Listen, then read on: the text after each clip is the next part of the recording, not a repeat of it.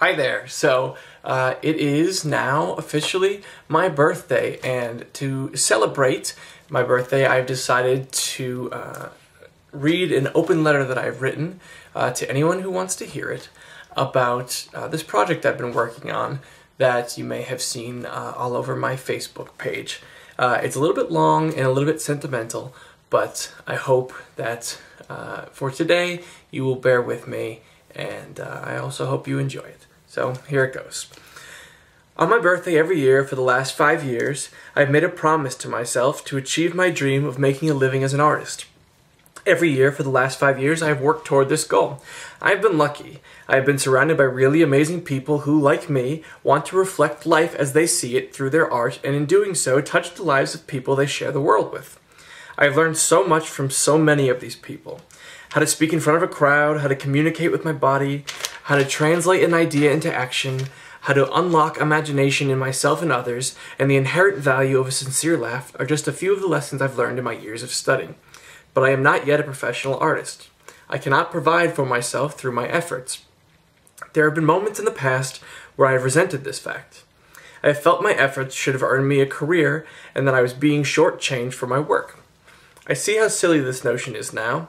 An artist needs to share their work, and I mostly hoard mine. I wish I had come to this conclusion on my own and quickly, but I didn't. I thought being successful was about toughness and drive and anger, and my work reflected it. Then, after a particularly awful improv comedy show in New York, one of my favorite teachers approached me. He told me I needed to be vulnerable to be successful in the arts. I don't think teachers always realize the weight of their words, but I mulled over his for 2 years before arriving at how I could reflect them. This year, I am taking a new approach to achieving my goal with the idea of vulnerability at the forefront. First, I've selected a personal and hopefully worthwhile project, and second, I am sharing my project with as many people as I can. Here is what I'm up to. I am finishing and self-publishing a novel I have started writing. I hope to have it finished and available to read by next January. I've chosen this project because the story represents a huge piece of me that I do not have the opportunity to openly share often. My story is a fictional retelling of my relationship with my biological father. My biological father has 3 sons. I am his middle child and the only one he did not raise. He left my mother, his young wife, with a new baby, and made a conscious effort to avoid contacting me. The first conversation I ever had with him was when I showed up on his doorstep at age 17.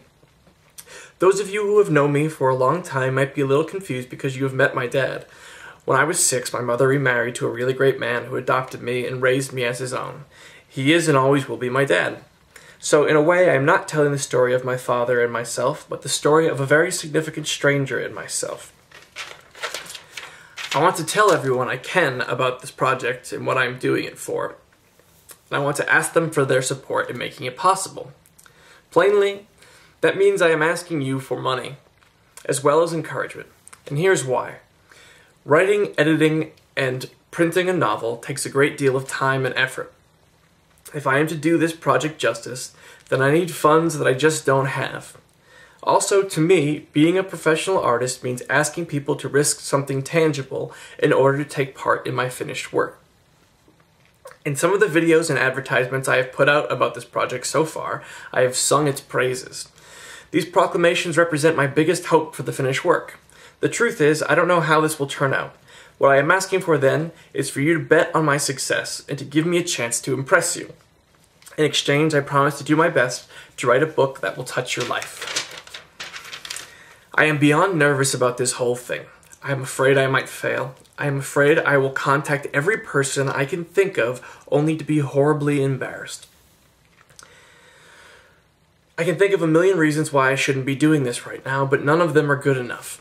My stomach turns every time I check Facebook or my email as I dream about all the people who will laugh at me or look down at me, but screw it. This is worth it to me.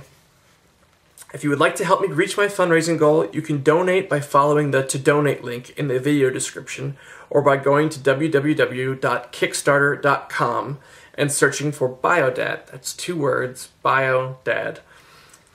If you would like to know more about the website hosting my fundraiser called Kickstarter, you can follow the What is Kickstarter link to a video where I explain exactly what this wonderful service is and why I have chosen to work with it.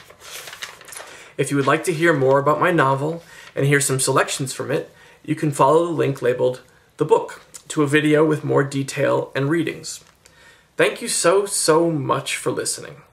I am nervous and hopeful to see what happens with this. Please don't hesitate to contact me by phone or email with any questions or comment. Be well, yours, Jared. Thanks so much for hanging out for that. I hope you have a really great day. I plan to.